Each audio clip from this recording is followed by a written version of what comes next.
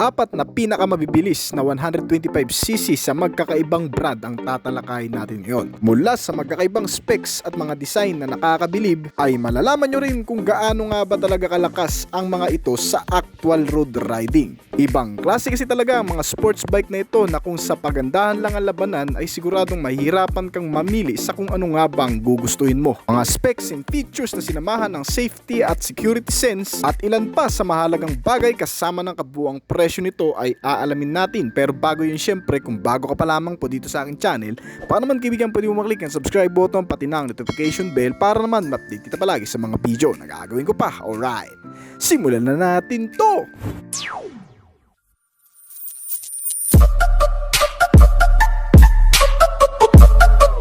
YZF-R 125cc. Ang YZF-R 125cc ay inilabas na noong nakaraang taon lamang. Ang pang daily commuting use na motorsiklong ito na inspired ng Yamaha R1 na isa rin sa sikat na motorsiklo dito sa bansa.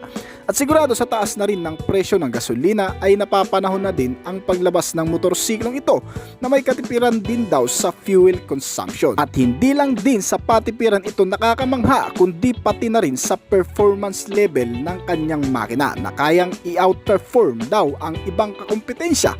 At nauna na nga rin pala nating i-features ang ibang 125cc version na malalaking motor ng ibang brand na kagaya nito ng kategorya. At heto na nga rin sa video na ito ay masasabi mong hindi rin talaga magpapahuli si Yamaha sa bagong labas na YZF-R 125. Ang pagkakaroon ng kabuang makina na powered by 125 cubic centimeter displacement capacity with single cylinder 4-stroke at single overhead camshaft with 4 valves engine na may kabuang sukat din ng bore and stroke size na 52.0mm by 58.7mm. Ang compression ratio nito ay 11.2:1 at naka-liquid cooled type engine na rin ang cooling system nito na may fuel system na electric fuel injected. Na kung pag-uusapan natin ang fuel consumption nito base na rin sa latest testing ni Yamaha sa motor na ito ay tinatayang umaabot sa pinakamatipid na paraan ng pagkonsumo ng gasolina sa hanggang 50 km per liter. Not bad na rin kung tutusin dahil may kalakihan na rin ang fuel tank nito na may 11 liter capacity naman kung sa long ride at sa mahabang biyahe ay napaka-reliable gamiting riding body nitong Yamaha R125. At naka-VVA na nga rin pala itong motor na ang ibig sabihin naman ay variable valve actuation na tumutulong sa mas balansing pagtakbo ng makina na kahit saan mo man i-perform mapa-high and low speed sa pamamagitan nito na BVA ay hindi ka rin talaga bibitinin. At sa pagkakaroon din ng engine performance na hindi rin magpapauli sa maximum output na 15 horsepower sa kada 10,000 RPM. Ganito rin ang maximum output level ng Kawasaki Ninja 125 at Suzuki GSX 125. Walang pinagkaiba kaya makikipagsabayan na rin talaga. At may 11.5 Nm sa kada 8,000 revolution per minute na maximum torque naman. Naka Euro 5 compliance certified kaya hindi problema sa ecosystem. At kung sa power distribution naman ang pag-uusapan mga kaibigan, bagamat naka 125cc lamang ito ay may shifting na 6-speed ang transmission nito. Kaya siguradong malakas na rin. Katunayan nga sa ginanap na test drive nito sa ibang bansa ay umabot ang bilis ng motorsiklong ito sa hanggang 130 km/h. At pagdating naman sa pormahan ng pang-external, may looks ito na kahalintulad ng Yamaha R1 at ang DNA nito ay masyadong halata. Of course, saan pa nga ba kukunin ang disenyo nito kundi sa mga nakatatandang kapatid na nauna na. At syempre, kinumpirma na rin ng Yamaha Motors na ang motorsiklong ito na R125cc version ay inspired nga sa Yamaha R1. Kaya ganun na rin talaga ang pormahan at physical attributes nito. At pagdating naman sa mga features pa na ikatutuwa mo sa motor na to, ang pagkakaroon ng dual channel ABS sensor. Yes, equipped na ito sa ABS sensor. Di gaya ng ibang brand o kakompetensya nito na wala pang ganito. Ang motor na ito ay mas pinaghusayan ng Yamaha Company upang ma-meet ang pinakamataas na best-selling of motorcycle sports bike category nila. At hindi pa yan dahil meron na rin itong multiple assistance slippery clutch system. Dahil naman dyan ang shifting at clutch nito ay napaka-smooth lang kaya sa city ride ay hindi ka rin masyadong mahihirapan. At pagdating naman sa electrical features, ang instrument cluster nitong motor ay naka fully digital na nga rin pala. na meron na ring comprehensive LCD display at fit at bagay na bagay lang din ang hulma sa forma ng cockpit area na kung saan sa posisyon din ng pagtatalaga sa pagkakaupo mo dito habang hawak ang handle nito at estilo na rin ng front cockpit area ay nagbibigay din ng feeling racer habang nakasakay ka na parang nangangarera sa style ng sitting position. Maganda na rin ang lighting system dahil ang headlight at taillight naman nito ay naka-LED na. Maliban lang sa mga turn signal lamps nito na naka-bulb type pa. At kung papansin ninyo ang disenyo ng front face nito ay halatang idinisenyo din para bigyan tayo ng super sport na aerodynamic. Kaya ang masasabi ko lang sa features na meron ito at pormahan na hanip talaga ay sobrang astig na tiyak ay mataas din ang makukuhang approval rate sa merkado sa pagkakaroon ng iba pang features na quality handlebar, brake lever protector at napakaliwanag na instrument meter panel gauge na mapapawaw ka talaga. At sa iba pang specs nito, pagdating naman sa chassis and suspensions, may body frame type na delta box frame chassis na 26 degree caster angle na matibay at magaang. At sa suspension naman ito sa front na may 41mm upside down telescopic fork habang ang rear suspension naman ito ay naka-swing arm with center monoshock absorber. At sa ganitong klaseng motorsiklo na may malaking coil spring sa shock absorber, panigurado magandang laro ng bouncing ang ipamamalas nito. At sa braking system naman, ang front brake ay naka-hydraulic single disc brake na may size na 292mm with dual piston caliper brake at ABS sensor. Habang ang rear brake naman nito ay naka-hydraulic single disc brake na rin with 220mm size dual piston caliper brake at ABS sensor. At pagdating naman dito sa wheel and tires na naka-tubeless na ito at alloy wheels na mags naman na may kabuuang sukat sa front na 100/80R17 habang ang rear tire size naman ito ay 140/70R17. Makakapal talaga ang gulong ng motorsiklong ito kaya hindi rin basta-bastang masisemplang sa mga bangkingan. At dito naman tayo sa kung gaano nga ba kalaki ang sukat nito. Compatible kaya ito sa ating mga Pilipino height na pagdating sa kanyang kabuang haba ito ay may 1990mm at kabuang lapad naman na 755mm. May taas ito na 1140mm at sitting height naman na 820mm. May kataasan to kaya panigurado pipilitin mo talaga kapag ang height mo ay 5'5". At ang wheelbase size naman ito ay 1325mm na may ground clearance size na 165mm. Mataas-taas ang ground clearance nito kaya hindi rin problema sa mga matutubig o bahaing lugar.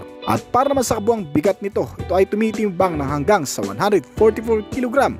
Isang maganda na senyales na kung saan ang motorsiklo ay hindi basta-bastang mapapalid sa mga maluluwag na kalsada lalo na kung ikaw ay may makakasalubong na mga malalaking sasakyan. Ang fuel tank capacity na nabanggit na natin kanina na umaabot sa 11 liters at oil tank capacity naman kung ikaw ay mag-change oil na umaabot sa 1.1 liters. Alright, at sa iba pang detalye ng motorsiklong ito na sa tingin nyo ay hindi natin naisama dito sa ating feature ay po pwede yung i-comment yan sa ibaba para malaman din po ng ibang manunood nito. Alright, at ang kasalukuyang presyo nito ay umaabot ngayon sa hanggang 128,000 sa bansang Europa. Alam naman natin na sobrang taas ng cost of living doon. Natiyak ay kapag dumating nga ang motorsiklong ito dito sa Pilipinas, mas bababa pa siguro sa presyo na nakatalaga sa bansang Europa. Ito ay nilalabas pa lamang din doon sa bansa kung saan ay mas advanced sa mga ganitong klaseng motorsiklo na mas mababa ang displacement. Suzuki GSX R125. Ang Suzuki GSX R125 ay isang karaniwang commuter segment bike mula sa sikat na tagline series na GSX ng Suzuki Motors. Alright, maraming miyembro ang pamilyang ito na umabot lang naman ng mahigit sa 100 ang kabuang miyembro nito. Kaya hindi na natin siguro babanggitin isa-isa pa, baka abutin pa tayo ng 1 oras sa pagpapakilala pa lamang ng mga unit na to. At pinangunahan ito ng Suzuki Hayabusa na isa ring miyembro ng GSX family at isa rin sa pinakamahal na motorsiklo ng GSX series. Kung hindi kayo pamilyar sa motorsiklong ito, ito lang naman ang motorsiklo ngayon ng aktor na si Sian Lim. Alright, so inilabas na nga ang pinakabunso ng seryeng ito na Suzuki GSX R125. Ang motorsiklong ito ay hindi na nalalayo ang itsura sa big brother nito na si GSX R150. Halos talagang magkamuka ang dalawang ito sa pagkakaroon ng parehong graphics at external design at maging sa figure ng kabuuang body chassis frame nito. Kung hindi mo nga lang mapapansin ang displacement na 125 at ang iba pang decals nito ay aakalain mo na ring 150cc ang motorsiklong ito. At syempre bukod pa dyan ay mapapansin natin ngayon yan sa kabuang specs and features ng motorsiklong ito.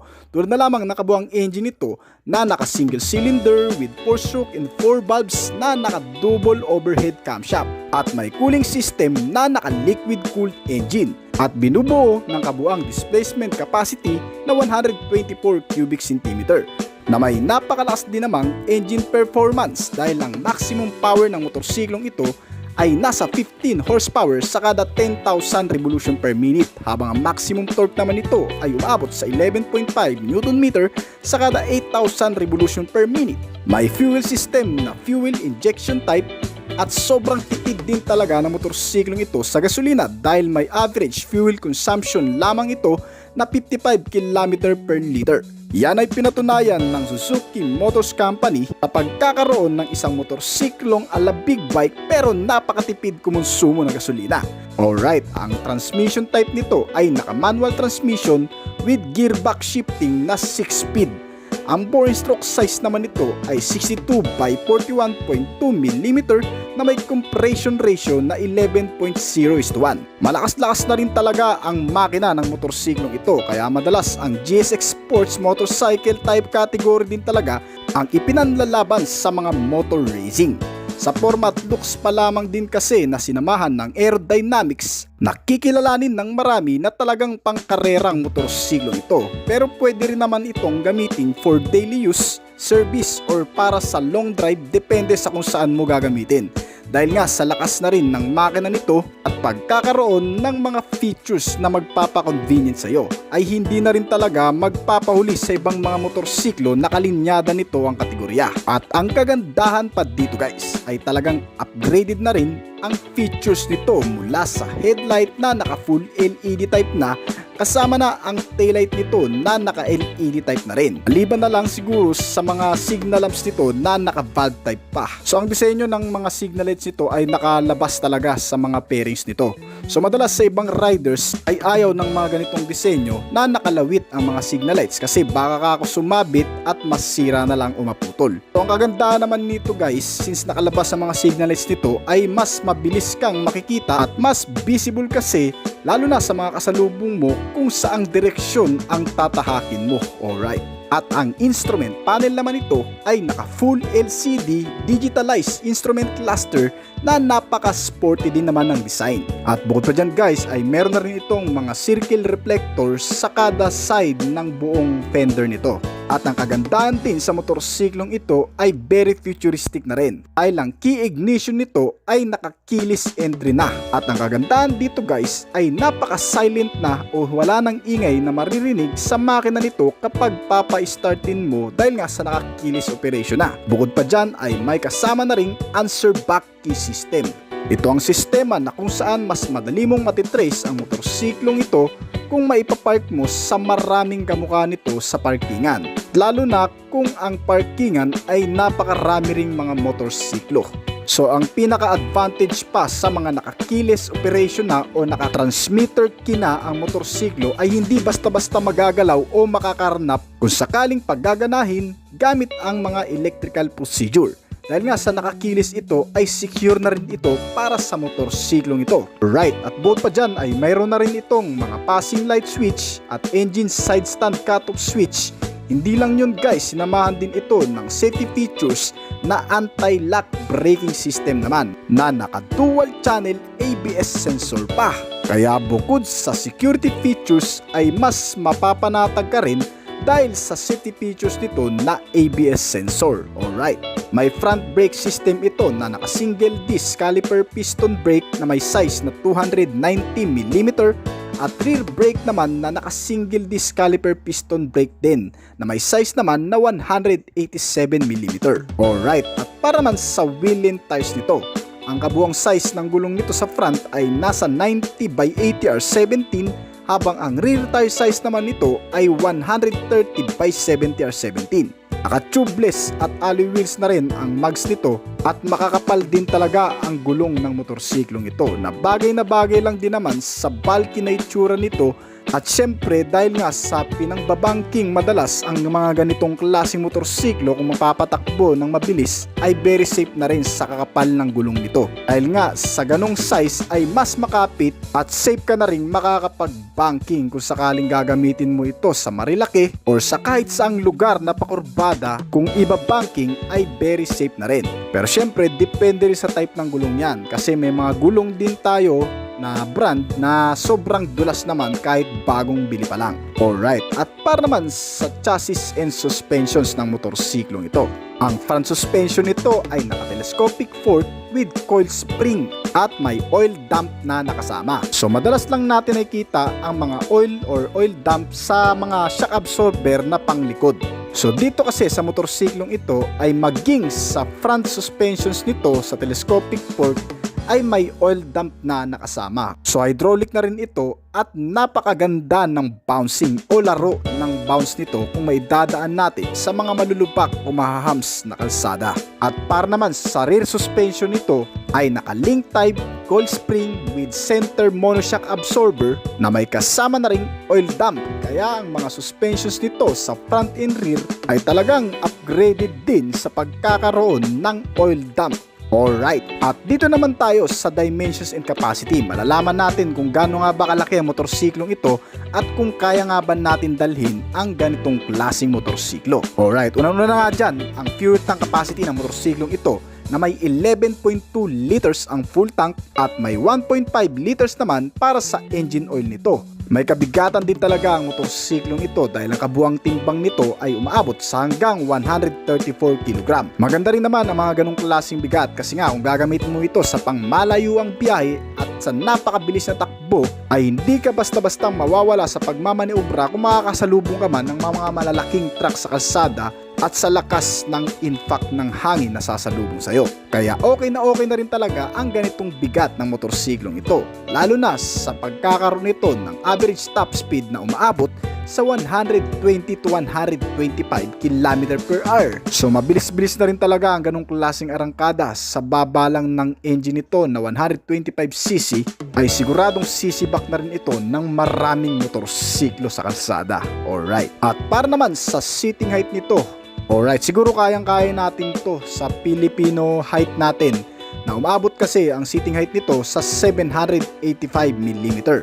Kayang-kaya siguro itayo ng hanggang sa 5'2" flat ang height. Kasi naman kapag nakaupo ka na sa motorsiklong ito ay parang nakatayo ka na rin kapag nakahinto ito. Alright, ang kabuang taas naman ng motorsiklong ito ay nasa 1070mm na may kabuang haba naman na nasa 2000mm. At ang kabuang lapad naman ng motorsiklong ito ay 700mm na may ground clearance na 160mm. At ang wheelbase size naman ng motorsiklong ito ay nasa 1300mm. Alright, at ang motorsiklong ito ay inilalabas pa lamang sa ibang bansa sa Europa at maging sa US. Alright, at may dalawang klaseng kulay na inilabas nito, ang metallic triton blue at ang titan black, na talagang bumagay din sa disenyo at forma ng motorsiklong ito ang mga kulay na inilagay sa motorsiklong ito. Alright, at para naman sa kabuang presyo nito, ang presyo nito sa ibang bansa ay umaabot sa hanggang 4,699 pounds na kung i-convert natin sa Philippine peso ay aabot ito dito ng hanggang sa 306,000 plus. Sulit at affordable motorcycle sport bike na Honda CBR 125R. Ang Honda CBR 125R ay unang inintroduce noon pang 2004 sa merkado upang mapalitan naman ang nauna pa nitong modelo na si Honda NSR 125. Tiyak kung marami na sa atin ang hindi na naabutan pa ang modelong ito na NSR 125 na kauna-unahan namang inilabas noong 1996 hanggang 2001. Pero bagamat ganun ay talagang gumanda na rin ang takbo ng larangan ni Honda Motors pagdating sa pagmamanufacture ng mga sports motorcycle bike na gaya ng mga ito. Ang CBR 125R na kapalit ng SNR 125 ay naging isang runaway hit sa mga bansang may tiered license system. Isang lisensya na nagpapaintulot sa iyo na makakuha ng anumang klaseng motor base sa CC o displacement na nakasaad dito. Sa ibang bansa gaya na lamang ng US at Europe country ay ipinatutupad ang ganitong batas. Kaya naman sa paglabas ng modelong ito ay talagang bumenta sa napakaraming commuter ang pagiging mababang displacement na mala monster na rin ang hit sa takbo at arangkada nito. Isang pinaliit nga lang na makina pero sulit naman sa speed na mararanasan mo dito dahil kaya lang din naman itong tumakbo ng mahigit sa 90 miles per hour. Malakas at sulit talaga na klase ng motor na ginawa ng Honda dahil maging pati sa anyo at disenyo ay mala sporty looking. Nakakamangha na dati nga na inihango sa mga big brother nito na si CBR 600 at si 1000cc na Honda CBR. At sa paglipas ng ilang taon ay nai-update na rin ito sa bagong modelo. Ang pagiging sports bike na katangian ay hindi nawala bagkus ay mas in-update pa sa makabagong henerasyon sa pagkakaroon ng kabuang makina na powered by 124.7 cubic centimeter na displacement capacity, naka single cylinder, 4-stroke, single overhead cam at 2 valves engine na may cooling system na liquid cooled type at carburetor type naman na klase ng fuel system ang inilagay dito. Ginawa ang panibagong modelong ito para sa mga taong nangangarap masubukan ang anumang bilis sa sports motorcycle bike track race sa pamamagitan nitong motor, especially sa mga new beginner o yung mga nag-aaral pa lang magmaneho ng ganitong klase. Yung tipong nangangamba ka pang masubukan ng big bike motorcycle, sa pamamagitan ng isang ito ay ma-enhance mo na ang kasanayan at mas magiging pamilyar ka sa lahat ng klase ng rides na pagdadaanan. Gamit ang two-wheeler bike na ginawa ng Japanese manufacturer na Honda Motorcycle ay talagang mapagkakatiwalaan dahil subok na rin ng marami ang kalidad na inaasahan. Ang CBR 125R ay naka-manual transmission na may 6-speed na variable gearbox na kaya mag-produce ng maximum output level na 14 horsepower sa kada 10,000 RPM at 10 Nm of torque naman sa kada 8,250 revolution per minute. Kung ikukumpara sa mga 150cc sa bansa, ang ilan sa mga detalye ng makina nito ay di hamak na mas maliliit lang talaga, ngunit pagdating sa performance ay makikitaan ng bangis sa actual road riding. Ang average top speed na nagagawa ay umaabot sa 115 km per hour. Kaya kung ikaw ay papipiliin ngayon ay mas gugustuhin mo na lang din siguro magkaroon ng isang ito. At sa buong external details ay dala ang DNA ng pagiging racer bike at ino-offer ang pagkakaroon ng comfort riding position featuring a sporty looking design na may aerodynamic bodyworks at inspired sa mga larger Honda sports bike motorcycle sa family series ng CBR. Akmang-akmang body build sa malaking fuel tank kaya ang overlooking appearance ay mukhang big bike talaga. At sa pagkakaroon din ng fuel tank capacity na 3.4 gallons o katumbas ng 12.9 liters ay siguradong mas sulit at mapapakinabangan mo sa anumang biyaheng malayuan mula probinsya hanggang Manila ay swak na gamitin. Dahil base na rin sa ilang owner nito, ang motor ay atipid na rin naman daw kahit papano na kumukonsumo ng 45 km sa kada 1 litro. Bagay na magugustuhan palalo ng mga Honda motorcycle enthusiasts at sa mga taong nagtitipid sa pang-araw-araw. Pero ano nga ba talaga ang status ng motor na ito? Nilabas ito noong 2004 pa sa kauna-unahang bersyon at na-update sa pangalawang bersyon noong 2014. At ngayon sa panibagong bersyon ay inilabas daw di umano sa bansang India noong 2021. Not sure pero base kasi sa research natin mga kaibigan, ito ay stop production pa sa kasalukuyan. At kung ito man ay magkakaroon pa ng 4th generation of version 4 na panibago pang update ngayong taon, ay siguradong magiging katapat ito ng Yamaha YZF R125 na pangunahing modelo na brand competitor. Pagkakaroon ng ilang features na wala sa old version tulad na lamang sa safety sense, ang pagkakaroon ng naka-dual channel ABS sensor at ang pagkakaroon na rin ng HSTC o Honda Selectable Torque Control. Kung sakali mang mangyayari yon ay mas kaganda at mas magiging komportable ang pagsakay sa napakabalanseng maneuverability sa motor na ito. Pero dahil nga sa nasa kasalukuyan pa lang tayo mga kaibigan, ang mga external features at details pa nito nitong Honda CBR 125 ay hindi pa talaga masyadong upgraded yan, tulad na lamang nitong pang external details na pagdating sa kanyang mga ilaw, ito ay mga naka-bulb type pa, naka-halogen ang headlamp at mga turn signal lamps, at taillight naman nito ay naka-bulb type. Sayang nga lang dahil hindi pa ginawang LED type. Ang instrument panel nito ay combination ng analog at digital display. Hindi naman masyadong nahuhuli na kahit papano ay okay na rin. Pagdating naman sa chassis frame, ito ay ginamitan ng double cradle frame. Ang front suspensions ay naka-telescopic fork at rear suspension na monoshock, may damper at with coil spring na rin. Ang braking system nito ay may sukat na 276mm na may 2-piston caliper with single disc brake, at ang rear brake naman ay may sukat na 220mm na may single piston caliper with single disc brake na rin. Pagdating naman sa wheel and tires, ito ay naka-alloy wheels at tubeless tires na radial.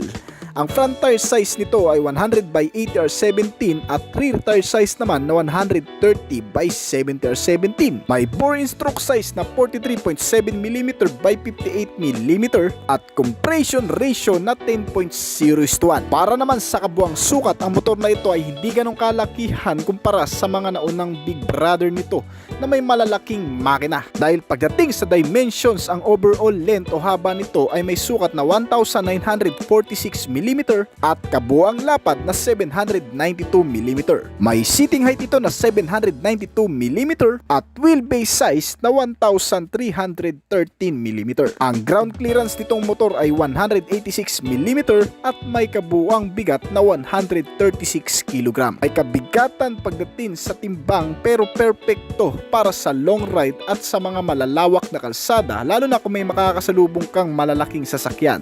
Dahil dito ay hindi ka basta-bastang mahahawi o mai-maintain ang stability sa mga hangin na makakasalubong. Sobrang sulit talaga na sports bike motorcycle category na Honda CBR 125R. Para sa pangmasang kalidad, ang motor na ito ay siguradong magugustuhan, lalo na sa pagkakaroon ng presyo nito sa kasalukuyan sa Honda motorcycle brand sa bansang India.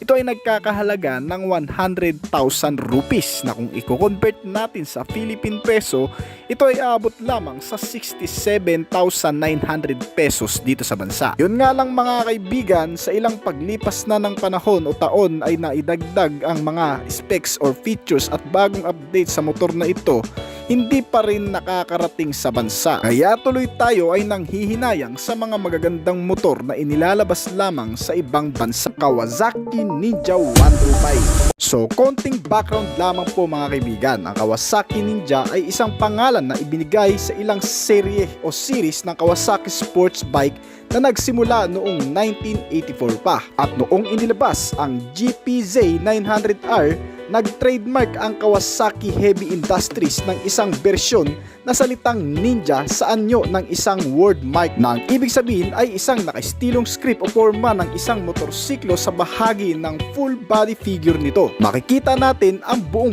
balot ng fairing sa buong chassis frame bodyworks nito na mukha talagang ninja ang datingan. Kaya magmula noon ay unti-unti nang ipinroduce ang mga Ninja series ng Kawasaki, tulad na lamang ng Kawasaki Ninja H2, ang Kawasaki Ninja 250R, Kawasaki Ninja 1000, Kawasaki Ninja 400, Kawasaki Ninja 500, ang Kawasaki Ninja ZX6R at ang GPZ 900R. Ang mga motorsiklong ito ay tanyag at kilala talaga sa pagkakaroon ng isang malakas na kapasidad ng makina, pagiging matibay, durability at maaasahan sa mga off-road at long ride ng paggagamitan. Dahil nga karamihan sa mga Ninja series ay expressway legal din talaga, na may maaangas at magagandang forma at disenyo rin ng mga motorsiklong ito. Kaya marami rin talaga ang tumatangkilik sa motorsiklong ito. Pero yun nga lang, may kamahalan din talaga ang presyo nito. Kaya naman, ang Kawasaki Motors ay naglabas ng pangmasa na version nito.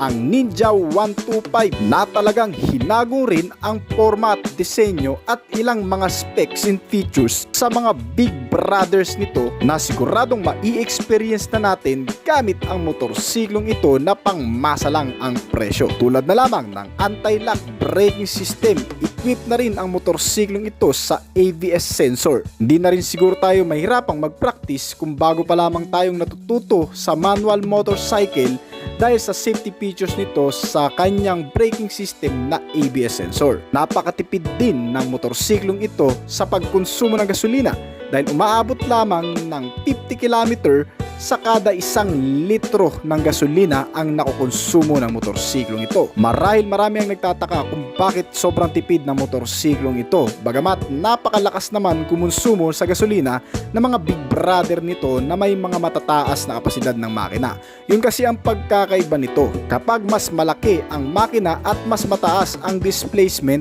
ay mas malakas din ang fuel consumption nito. Pero kapag pinababaan o pinaliit naman ang kapasidad ng makina pati ang displacement, ay automatikong bumababa rin ang konsumo ng gasolina nito. Kaya ito rin talaga ang perfect sa motorsiklong ito. Hindi na nga nalalayo ang itsura nito sa mga big brother nito, ay panalo naman at sulit sa paggamit mo sa motorsiklong ito, lalo na kung for daily use ay tiyak mas mapapakinabangan mo ito. Alright, lalo na sa pagkakaroon nito ng kabuang engine specs na powered by 125 cubic centimeter na displacement, naka single cylinder with 4-stroke and 4 valves na naka dual overhead camshaft engine.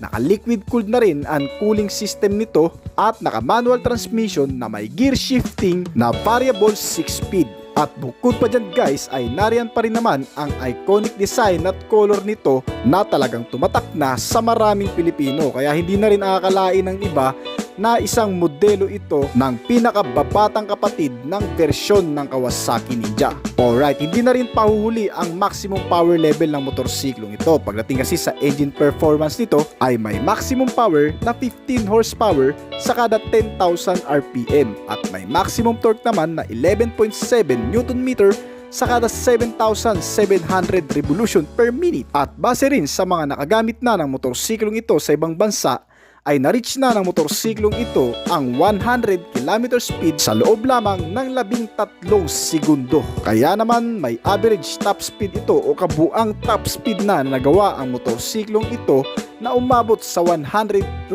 km per hour. Alright, sa ganong klaseng speed o takbo ng isang motorsiklo ay hindi na rin talaga basta-basta ang motorsiklong ito, lalo na't galing ang motorsiklong ito sa Family Ninja series ng Kawasaki. Kaya talaga mapagkakatiwalaan mo na rin kahit sa pangalan pa lamang nito. Pero syempre, iba pa rin kapag magagamit mo na sa actual road riding. Alright, at hindi ka rin bibitinin ng motorsiklong ito kahit sa matagalang biyahe man o sa long ride mo gagamitin.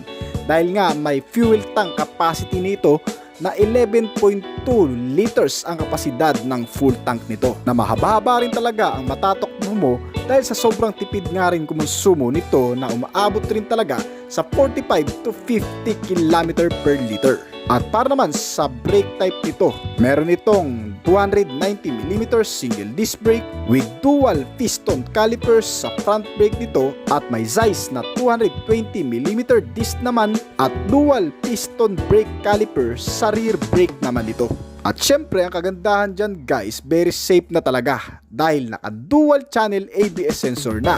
So connected ang front and rear brakes nito na mas makakapagpadagdag confidence sa mga baguhang riders natin na nag-aaral pa lamang mag-manual motorcycle. Alright, at para naman sa kabuang size ng gulong nito, sa front ay mayroong 100/80 R17 habang ang rear tire size naman nito ay nasa 130/70 R17. Naka-tubeless and alloy wheels na mags na rin ang gulong nito kaya less maintenance na rin para sa'yo. At para naman sa suspensions nito, sa front suspension ay naka-telescopic fork na may size na 37mm. Habang ang rear suspension naman nito ay naka-gas charge center monoshock absorber na may kasama na ring preload adjustable spring. So kung para saan to sa mga hindi nakakaalam guys, ay kung may mga isasakay kayong mas mabibigat o may iaangkas kayong mas mabigat ay pwede mong i-adjust ang spring level nito para mas gumanda palalo ang bouncing at hindi basta-bastang masira ang rear suspension nito. Kung maidadaan man natin sa mga mahahams o malulubak na lugar sa may mabigat nitong karga ay mas magiging banayad ang pagtakbo at napaka-relax ng bouncing nito dahil sa spring preload adjustment nito. At para naman sa chassis frame ng motorsiklong ito ay ginamitan ng tubular diamond chassis. Alright, at para naman sa electrical features nito guys, ang kanyang instrument meter panel gauge ay naka fully digitalized instrument cluster na mas makikita naman ng mas malinaw ang mahalagang impormasyon dito sa kanyang instrument meter panel gauge tulad na lamang ng odometer, speedometer, trip meter, fuel gauge, digital clock, RPM, light indicator, kasama na ang ABS light, may low battery indicator na rin ito palatandaan kung malulobat na ang baterya at mga signal lights nito sa kanyang meter panel gauge na makikita natin. Alright, ang motorsiklong ito ay equipped na rin sa passing light switch, engine side stand cutoff switch, at meron na rin itong anti-tip device na engine immobilizer. So ibig sabihin guys ay hindi basta-bastang makakarnap o magagalaw ang motorsiklong ito kung sakaling tatangkain pa i-startin ng hindi ginagamitan ng susi nito. So kung gagamitan mo ng mga electrical procedure ay hindi rin basta-bastang gagana ang motorsiklong ito kung wala mismo ang susi o dangle key nito na isasaksak natin mismo sa ignition system nito. Alright, naka full LED na rin ang headlight nito na naka-automatic on naman kapag naka-start na ang motorsiklong ito. At ang starting option ng motorsiklong ito ay electric starting lamang. Wala po itong kickstart na gaya ng ilang mga naked bikes na katulad ng kategorya nito na okay na rin naman kasi meron itong low battery indicator. At sa iba pang specs and features nito guys, sa mga upuan nito ay very relaxed ding upuan dahil napaka-wide talaga ng seats nito. So napaka-komportabling upuan para sa mga riders at sa position ng pag-upo mo dito na parang naka-attack position ang pagkakaupo mo. May mababang seat height din ito na umaabot lamang sa 785mm na kayang itayo ng hanggang sa 5'2" flat. At may kabuang timbang ang motorsiklong ito na 148kg.